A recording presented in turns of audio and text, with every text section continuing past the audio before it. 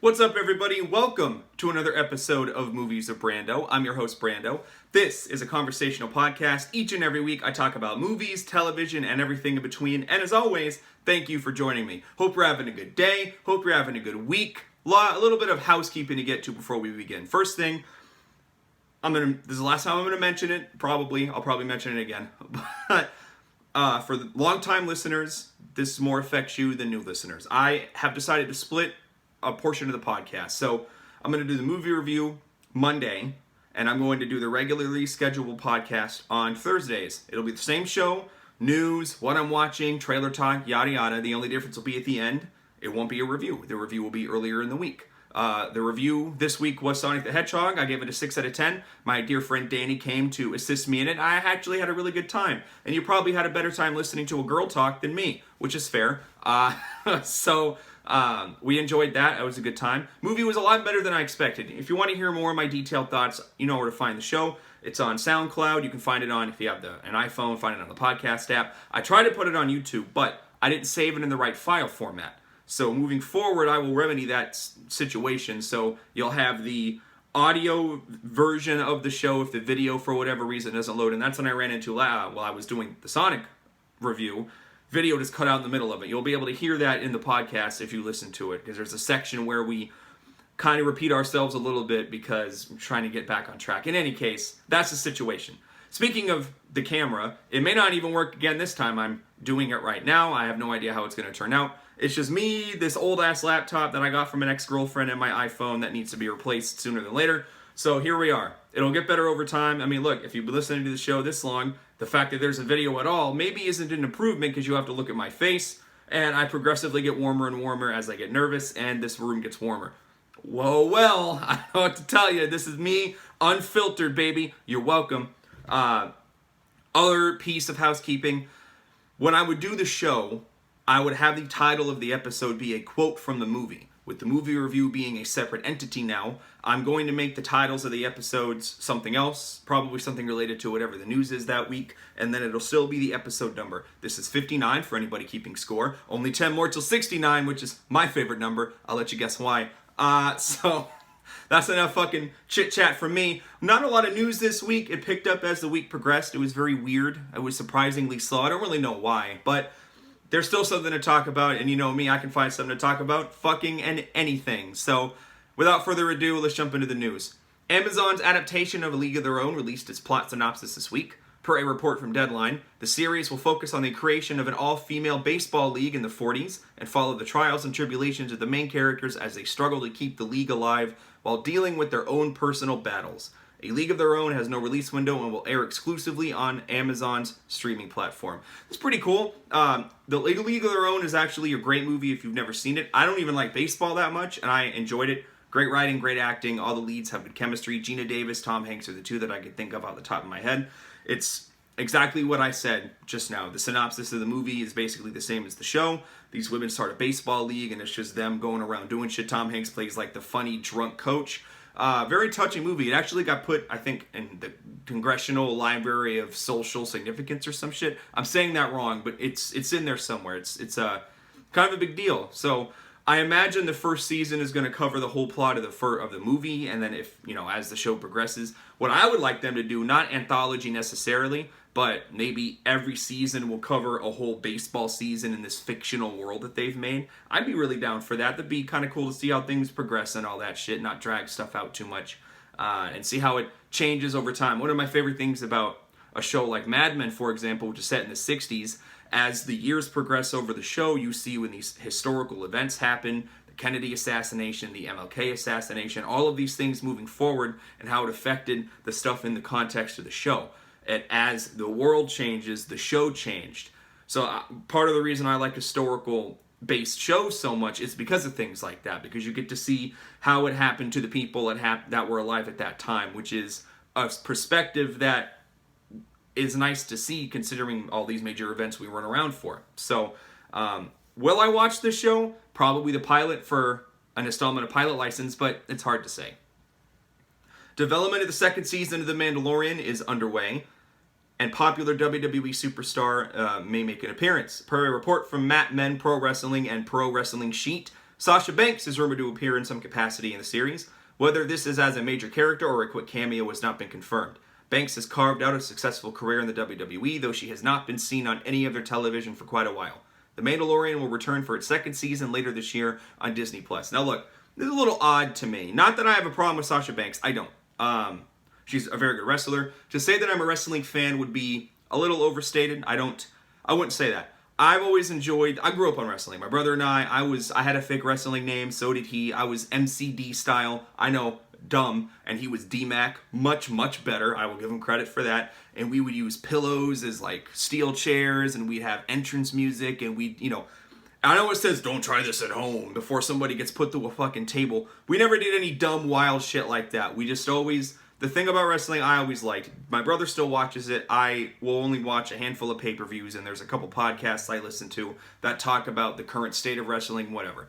I've always appreciated the showmanship of it. Maybe that's the theater kid in me, but I've always when you look at it from I think wrestling can be more enjoyable for you if you try it this way.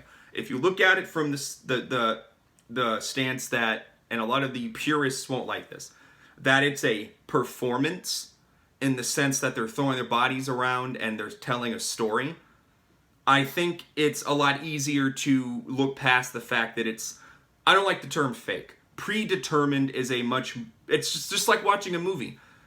No matter how many times you sit down and watch a movie, the story is not going to change. As much as you watch Rocky, Apollo Creed is always going to end up getting, back up after the punch. So that doesn't take the enjoyment out of it. It means that wrestling matches for me are hard to rewatch because the excitement in that moment is not really matched by any further viewings, but that's just me. I went off on that tangent and I apologize. Sasha Banks is a great wrestler. I've seen her before. The women's division in the WWE in many ways is better than some of the men, and Sasha Banks in particular has been a centerpiece of that for a long time. She is actually Snoop Dogg's cousin, which is cool, which is the fact that she's carved out into her career that's kind of like a side fact, I think is great. But she's got purple hair, pink hair, whatever. She's a very good wrestler, and she's a good presence overall in the program. And it's odd that she hasn't been around for so long, but it's weird to me that this is what made news for The Mandalorian. I mean, look, I mentioned it before on the show.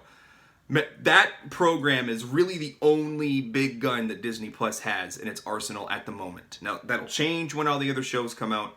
There's one I'm going to talk about in today's episode. But it's odd to me that of all the actors they could have gotten their hands on, Sasha Banks is the one that kind of comes to the top. Maybe she can act. I don't know. I can't say anything about that. I've only ever seen her on, WWE programming.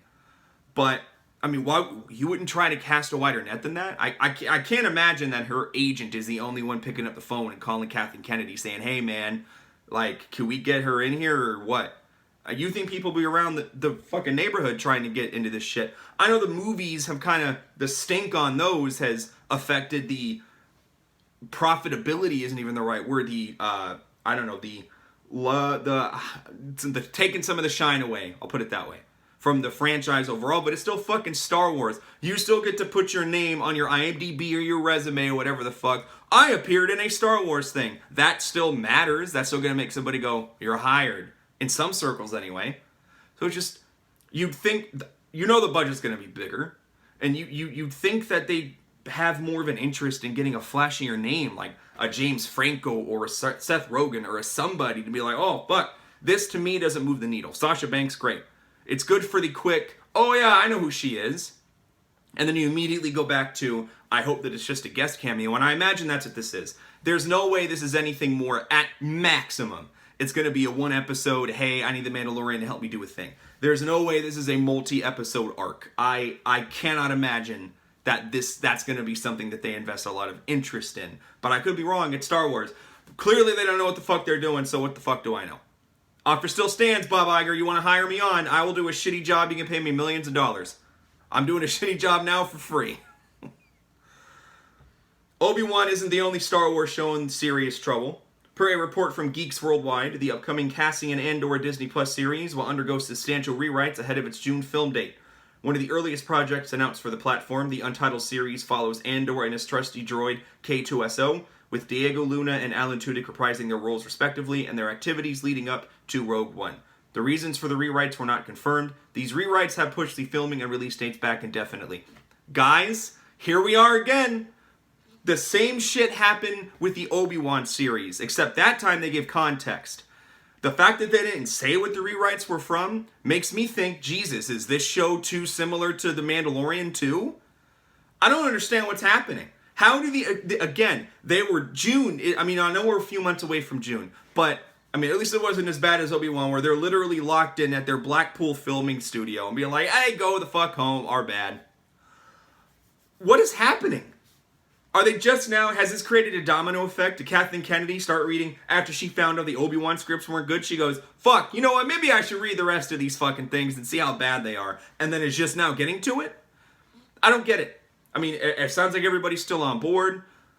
How does this, look, it's one thing for the Obi-Wan show that apparently just came into really serious fruition over the last couple of months, maybe the last year and a half. This, I have been reading a little bit more about this. This show was planned in like 2016, even before Disney Plus was really even a thing. How does this happen? I really don't understand how these big money studios can allow these kinds of things to occur. I'm held to a higher standard at my job apparently than some of these executives are. And this is an even bigger problem that's indicative with the whole rest of Disney Plus, and I mentioned it just in the last story. There is nothing else to watch other than The Mandalorian. Unless you want to watch a show that you've already seen over and over again, or watch a movie that you probably have on Blu-ray or DVD at this point, there's nothing else going on. They should have had Obi-Wan and this other Rogue One tied-in show ready. As soon as Mandalorian was done, boom, Obi-Wan, then boom, Cassian Andor, then boom, whatever the MCU starts. How did this happen? Oh, I'm sorry. Oh, God. How did this happen? So for the audio listeners, I was adjusting my camera. Everyone watching is like, oh, lower it so we can't see your face. Funny. This kind of stuff frustrates me, because I'm not a huge I don't have tattoos of Star Wars shit like my friend Antonia does, but I still care about this shit. This to me, I know that a lot of people, but me in particular, made a bit of a stink about, Netflix having a difficult time in the upcoming streaming wars because they have, their library has a lot of shit in it, but it's mostly just shit. I'm going to give them credit. This is the kind of shit that they don't do. Every other week, maybe once a month, Netflix has something that moves the needle. Disney Plus doesn't have anything. And so far, all the things I'm reading about this are either a movie that already came out in theaters however many years ago is on the service now, or there's another rewrite going on and there's going to be nothing coming out. This is very problematic. I hope when the MCU stuff starts, that's going to be where it rights the ship. But again, every time something about Star Wars comes up, it's only trouble. It is, you paid, $2 billion for this franchise, and this is the best you guys can fucking do? Yikes. Problematic, man, problematic. The Mulan live-action remake finally has a rating. Per a report from THR, the film is rated PG-13, the first remake to do so. The film follows similar beats to the movie, with major changes including the lack of any musical numbers, which I just cannot believe. And the removal of Mushu, the ancestral protector of Mulan's family, as well as the addition of new villains Bori Khan and, there's an X in this word, Zhan Lang. I probably fucked that up. With a budget of over $100 million, time will tell if these adjustments will pay off. Mulan is set to release March 27th of this year. I don't know, man. Look, I am taking it as a personal insult that they took out Mulan, the music from this movie, and Mushu. Mulan still, to me, has the best music of any Disney movie in that era. It's a close second with Tarzan. Like, Tarzan's right the fuck there. But Mulan is just, let's put it this way. I don't have any Tarzan music on my phone. I have most of the Mulan soundtrack on my phone. And I do know almost all of the words. So, just saying. And I'm pretty sure Mushu was the best work that Eddie Murphy did in the 90s. So, $100 million budget, man. Look, the fact that it's PG-13 is going to lean more into the violence. I get that. Probably some scary images. But I don't know what audience they're trying to target. If they wanted to target the audience that's my age, they would have kept the shit in. Why they picked this movie to make these substantial changes to is really a mystery. Because Even, look, name all of them, right? Lion King, Aladdin. Other than slight tweaks here and there, Beauty and the Beast. It's basically the same movie. Why would you do this to Mulan, which I would argue is probably the most beloved franchise from that period of time? I think this is a test bed for them. The movie does great. I think they'll be more inclined to make these adjustments to other movies down the pipeline. If this fucking tanks like I'm expecting it to, I don't think you're going to see them deviate too far from the beaten path again. And I don't know. If it wasn't Mulan, maybe I wouldn't feel so strongly about this, but I just can't help but think this is a mistake. Because every single person I talk to, and there are all a lot of people my age, say, what do you mean the music in Mulan isn't going to be there? Hard pass. It's not good. Because, look, you can target kids all you want, but the kids aren't going to the theater without the fucking parents buying the ticket. Keep that in mind. Despite the rumors, looks like the upcoming Planet of the Apes movie is not a reboot of the most recent trilogy. Director Wes Ball made some comments on Twitter disputing these claims, saying, quote, maybe it's the point to not fact-check these days. Regardless, don't worry, I won't ruin the surprises, but it's safe to say Caesar's legacy will continue, end quote. While vague, the fact that his movie isn't a complete reset is encouraging. The trilogy of Apes films were critically acclaimed, with story, special effects, and performances, especially from Andy Serkis, who played Caesar, all given praise. The Untitled Apes film has no release date. Great. I thought it was a mistake that they would even consider hard resetting this. I think that they've put a solid foundation down. I mean, shit.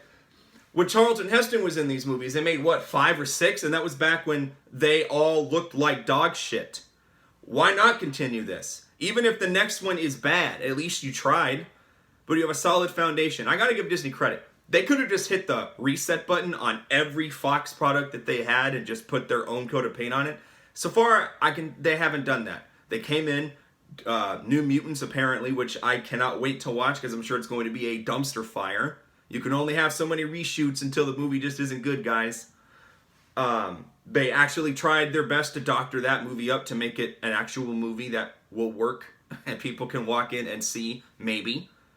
And it looks like they're taking the similar approach with this, where they're saying, hey, solid foundation here that Fox made, kudos, let's come in, continue what we have, and maybe, continue the legacy. Smart call. I cannot believe that movies about a bunch of apes, which is 90% CGI, were some of the best movie. I think the Apes trilogy is low-key the most solid trilogy of movies to come out of the last decade, easily. I don't even think it's close. I can't even think of another one that even can come close to it. So, prove me wrong. Twitter, you know where to find me. Insta.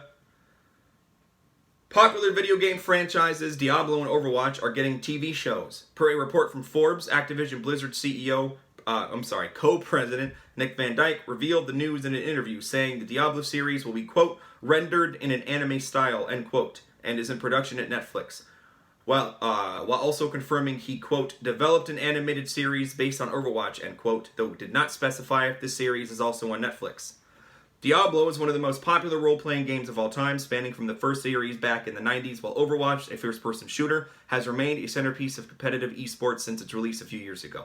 Netflix has shown consistent success in adapting game franchises. Both The Witcher and Castlevania have received acclaim, so it makes sense that Activision Blizzard, one of the largest game companies on the planet, would want to adapt some of their most important series. Smart call. I'm not a big Diablo guy, never have been, didn't grow up playing PC games, so that whole genre kind of passed me. Same with like StarCraft and shit, Warcraft, whatever. Overwatch I have played. I'm not a big fan of that particular style of game. It is fun to play. I appreciate the world they built and all that stuff. In gaming circles, it comes up pretty frequently as a go-to in the same way that Counter-Strike did back in the early mid-2000s. But I think this is great. Look, Netflix, The Witcher, Castlevania. Netflix, for whatever reason, seems to be the place where if you want to adapt a video game franchise, that's who you call.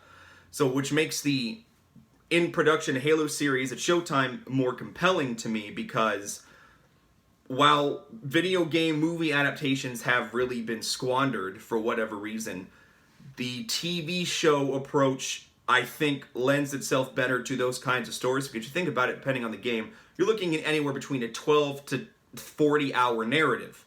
You can't really squeeze that in 2.5 hours unless you really plan on fucking having the comic book and the fucking TV show and the radio show and whatever the hell to go with it to really expand the world you're building and keep the focus in the movies on a particular path. That is something HBO Max is doing with Dune.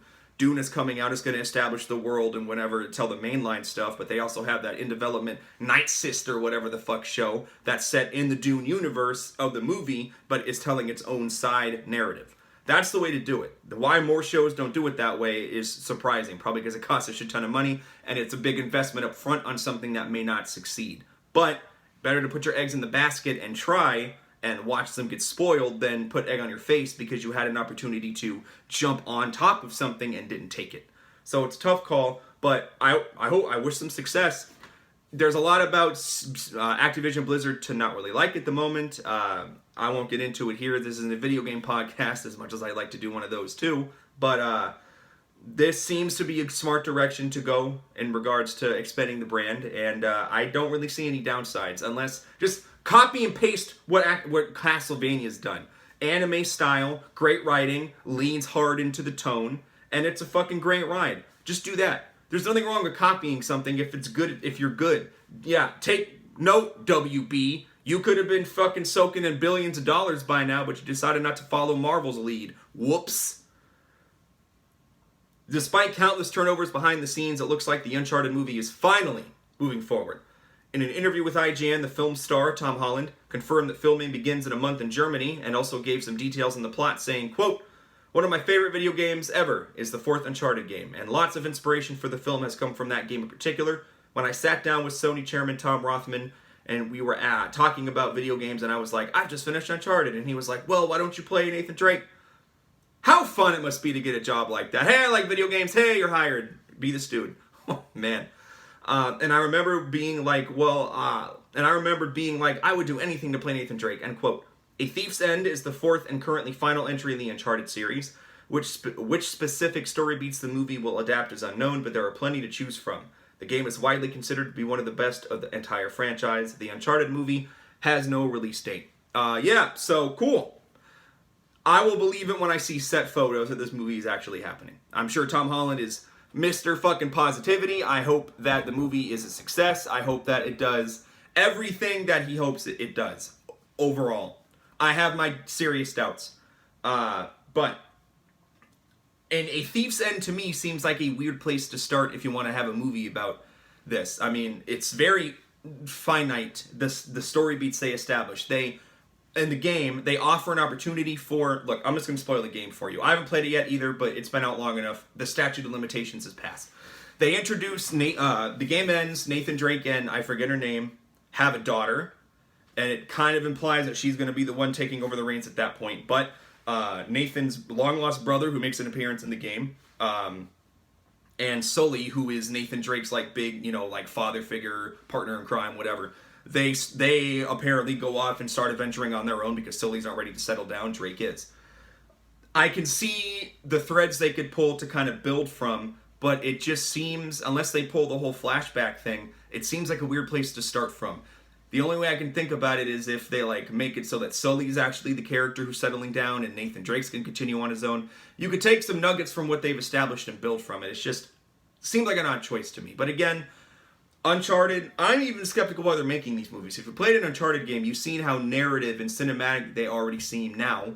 I don't know how making a movie will make that any better or really different, but whatever, man. There's money to be made. Sony's going to try to finally make it. Adam McKay has added a major name to his next movie. As reported by Variety, Jennifer Lawrence is set to star in Don't Look Up. The film will follow two astronomers as they go on a media tour to warn of an impending meteor strike. Lawrence's role is not yet confirmed, but she is likely to play one of the two leads. McKay is on a hot streak. His last two movies, The Big Short and Vice, have garnered major commercial and critical acclaim. Lawrence, on the other hand, has not had a hit in quite a while. McKay said the following about the news, quote, "I'm so thrilled to make this movie with Jen Lawrence. She's what folks in the 17th century used to call a dynamite talent." Did they really talk about people like that in the 17th century? I think weren't they busy burning women at the stake for being witches if she could do a math equation right? Am I wrong? I don't know. I'm not looking at anybody in particular. I'm just looking over there. I'm just pretending. When I say... Never mind. I'm not going to get into what the things go on in my brain. You won't want to hear it. Dynamite talent, and the fact that Netflix sees this movie as a worldwide comedy sets the bar high for me and my team in an exciting and motivating way, end quote. Don't Look Up has no release date, but will be available exclusively on Netflix when it does. Awesome.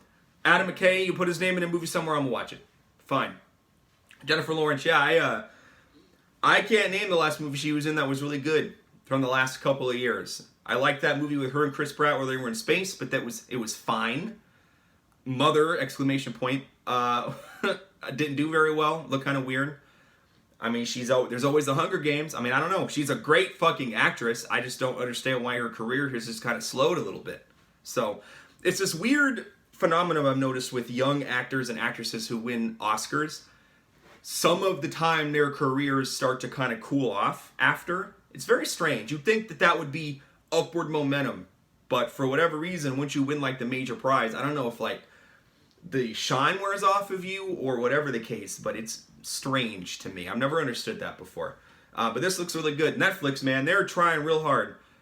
Spielberg and not Scorsese. Spielberg and the rest of the fucking oldies can say whatever they want. Netflix is a viable place to make a movie, to watch a movie. Eventually they're going to get the respect they deserve. I don't know how long it's going to take, but Jesus Christ, what else do they have to do? Actor, screenwriter, director, and recovering alcoholic Ben Affleck gave a candid interview this week with the New York Times. The conversation covered many topics, including Affleck's public departure from the Batman franchise following the tepid reception of Justice League. The excerpt from the story is as follows, quote, I showed somebody the Batman script, Affleck recalled. They said, I think the script is good. I also think you'll drink yourself to death if you go through what you just went through again, end quote. Affleck's initial casting as Bruce Wayne was met with harsh criticism, but he managed to win the nerds over with his performance, one of the few bright spots in the early days of the DCEU. That same goodwill was immediately squandered following his exit, but it is hard to deny that his new focus, revitalizing his career and staying sober, is much more important. His upcoming film, The Way Back, in which he stars as an alcoholic former basketball star tasked with coaching the team he led back in the day, is set to release next month.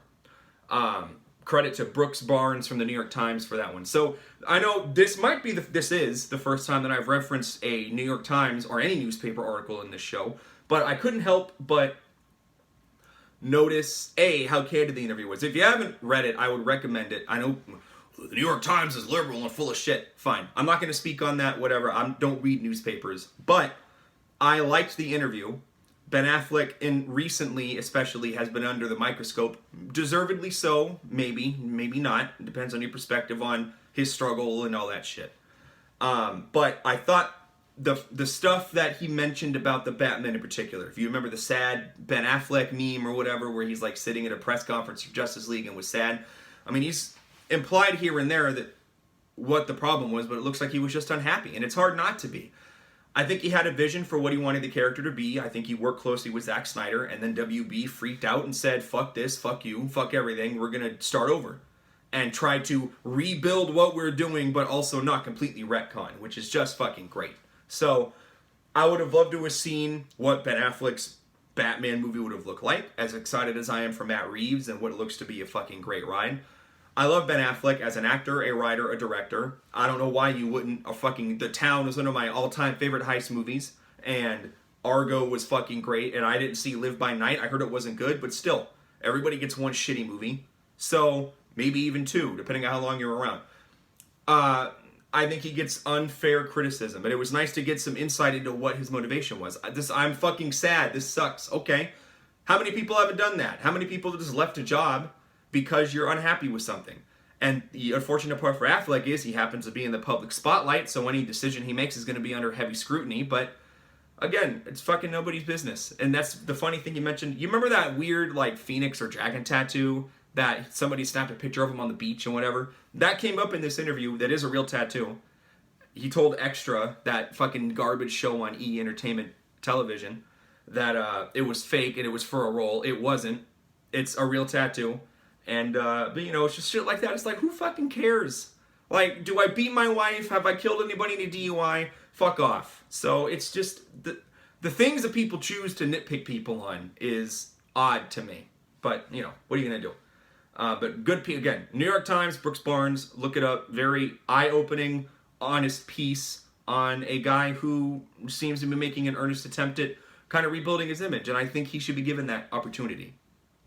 If Michael Vick can get forgiven for fucking running a dog-fighting operation out of his garage in Atlanta, I think you can cut Ben Affleck some slack for being in a few bad movies, quitting Batman, and having a drinking problem. There are worse things. Amber Heard's running around saying straight up that she fucking may or may not whoop Johnny Depp's ass again, and nobody gave her a hard time. Which, by the way, the fact that I never talked about that, ooh boy. The double standard is real. I'm just going to say that shit, alright? Anytime I get a side eye from any fucking woman or friend of mine or whatever, when we talk about the Me Too stuff and how pending any evidence, we should not be so quick to judge people and castigate them when someone comes out with no evidence and just he said, she said. Where the smoke, there's fire. Guys like Cosby, guys like Weinstein are predators and monsters, whatever. When this kind of shit comes out, I didn't hear any feminists beating their chests about Amber Heard chopping off one of Johnny Depp's fingers, fucking, and the recordings of her saying wild shit, her being genuinely, actually violent and not great to him. Crickets. But fucking, she came out and said what she said about Johnny Depp, and that motherfucker lost his job as being fucking Captain Jack over that kind of shit. Is anybody asking for Amber Heard's job? Nope. Interesting times is all I'm saying. Double standard is real, ladies. Tell me again you want equality. I'll wait. Where was I?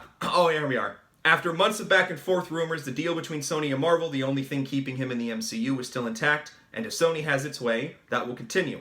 In an interview with THR, Sony chairman Tom Rothman said the following about the continuation of the deal. Quote, I think this is a classic win-win. I think it was a win for Sony. I think it was a win for Disney. I think it was a win for fans and moviegoers. The only thing I would say about that is the news cycles and the rhythm of negotiations don't necessarily overlap. I think we would have gotten there and the news got ahead of some things. End quote. The finer details have never really been confirmed, but it is perceived that Sony got the better of Disney in the end, with Disney footing the cost of production and Sony getting the lion's share of the box office returns. As it stands, the current deal includes the next mainline SpiderMan movie and an unannounced cameo in a future film. This sounds like the kind of thing somebody would say when he knows he won the negotiation and is trying to make it sound like he didn't. I personally don't care what the fuck Disney needs to do to keep Spider-Man in the MCU. You've tethered the future of this world you've built around him. Give Sony whatever the fuck they're asking for. You can afford it. Just take the money you're not putting into making Star Wars good and funnel it to Sony. Every movie you release makes $1 billion. The best Sony can do is fucking make another Venom movie, which I just cannot stress this enough. Made $1 billion at the box office.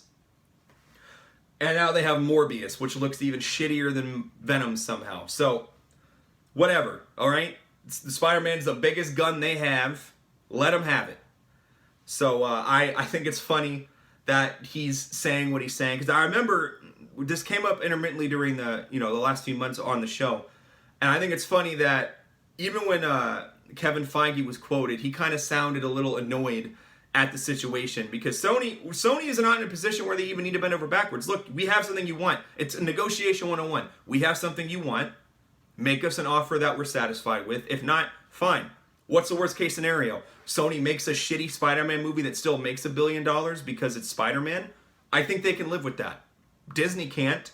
And I blame Disney executives. You should not have made Spider-Man a focal point of the MCU unless you either A, had this deal nailed down for a very, very long term, or B, bought the character off of them. Oh well. There's more Spider-Man movies. That's all I care about. Popular video game series Borderlands is getting a film adaptation. Per a report from Deadline, famed horror director Eli Roth has signed on to helm the project and gave the following statement after the announcement. Quote, I look forward to bringing my own energy, ideas, and vision to the wild, fun, and endlessly creative world of the game. Randy Pitchford and everyone at Gearbox have been incredibly supportive of my ideas. It really feels like a perfect storm of creators coming together. We are out to make a new classic, one which the fans of the game will love, but also one which will find a new audience globally, end quote. Borderlands is a first-person shooter set in the far-flung future and is lauded for its irreverent tone and unique setting. Yeah, I see this movie. Whether or not it will be good, I'm leaning very much toward bad because A, it's Eli Roth, who, frankly, I've never really been a big fan of, and B, it's a video game movie. Look, Sonic the Hedgehog is the #1 movie in the world according to Twitter, and it's a one-off. Most video game movies, Prince of Persia, Super Mario Brothers, Need for Speed, like, You could go, I think that's it. Maybe I'm missing some, but it doesn't matter. The point is, most of these movies are bad. Depending on, there's so many things that you could take from Borderlands. Are they going to focus on the Vault Hunters? The story of Borderlands is basically you play as one of 4 characters. It's a highly encouraged to play cooperatively, and you're a Vault Hunter. Vault Hunters go find these treasure troves called vaults, hence the name Vault Hunter, and a bunch of shit happens. The characters are wacky, the writing is irreverent and funny, kind of. The most recent game is very, very good. I played it. So, there's, just like anything else, in a big world like that, there are plenty of stories to mine, but it has to be the perfect storm of what character you pick, what story you want to go down, who's doing all of these things, because Borderlands is one of those series that if you get something fucked up, they're gonna come with their pitchforks and find you. So just be careful.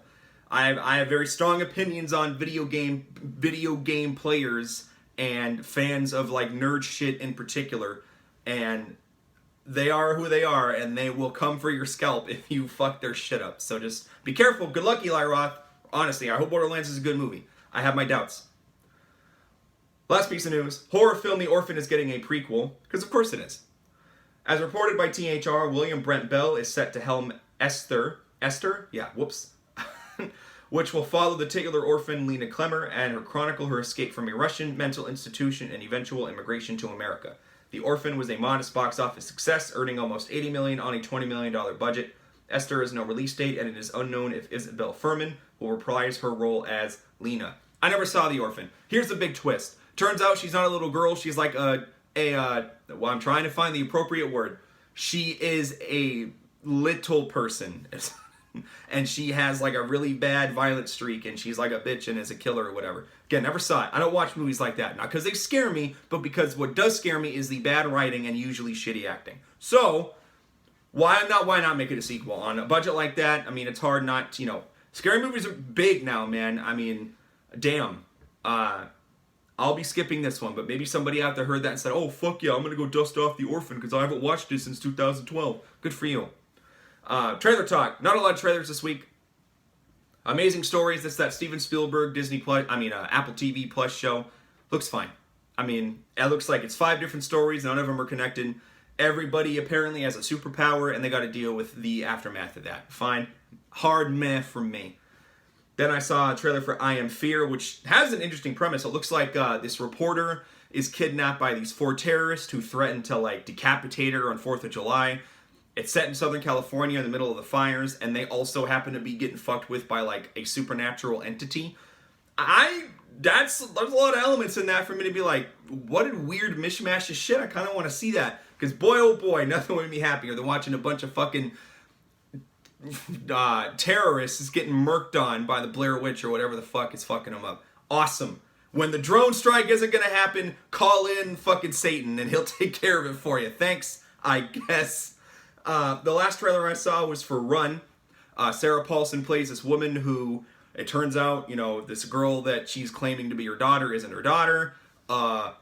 The premise seems to indicate that either one of them, the daughter and the mom, may not have all their shit together. They both are highly medicated, it looks like. I can see where they can have some cool turns with that. It's not really my kind of movie per se, but I've been a fan of Sarah Paulson for a very long time. She's a phenomenal actress. I'm so happy when I see a TV actress that I've liked for years make the transition successfully to film. I always get really excited because I feel like that stigma where TV actors can't make the transition to movies because movies are real art and it's difficult to do, and versus now where it's movie stars are making the transition to TV actors all the time for these prestige pieces. So it's nice to see the migration happening, just the intermingling, and it's fucking great. It's a great time for television and movies and everything. What I'm watching. Last Week Tonight came back last week. They did an episode on universal healthcare. Look, I try to keep the show apolitical. I made some shots at the current administration on last week's show. I have friends all over the political spectrum. I don't really get into my own politics. If you read between the lines and some of the things that I say and make jokes about, you can kind of see where I stand. I'll leave it vague. I am socially liberal and I am fiscally conservative. That's the best way I can put it. So when I hear things like universal health care or free college or whatever, I balk at that, because when I hear the word free, what I really hear is people who can't afford to pay for it will, and people who can't afford to pay for it won't. And I am, as I get older and start owning things and have more skin in the game, I'm trying to wrap my acceptance around the idea that at the end of the day, the people who are in a position to do so have an obligation to help the people up that can't. It's just hard to do that when I'm surrounded by people who are fucking lazy and take advantage of the system. I believe in a hand up, not a handout. And that's coming from a guy who didn't grow up with a lot and is slowly trying to make something of himself. So take that how you will. But it was a great episode. Last Week Tonight is one of my favorite shows on television. It's very funny. Then I'm in the middle of Justified. My friend and I are on the last episode of the first season. It's a great show, man. It's one of those shows that gets better as you watch it. So highly recommend it. It was on Amazon, but now apparently I can only find it on Hulu. It's been over, I think, for a couple of years. Great fucking show. Pilot License. I watched High Fidelity, not the movie, the Hulu adaptation. I think I talked about it on the show on an earlier episode. Zoe Kravitz plays the main character, Rob, which I imagine is short for Robin or whatever the fuck. She is a record store owner and / fucked up person. Show starts off, she goes over, here are my top 5 all-time heartbreaks, and then she kind of briefly touches on each one. It blends time frames kind of weirdly, but I gotta say, as the show went on, the more I enjoyed it.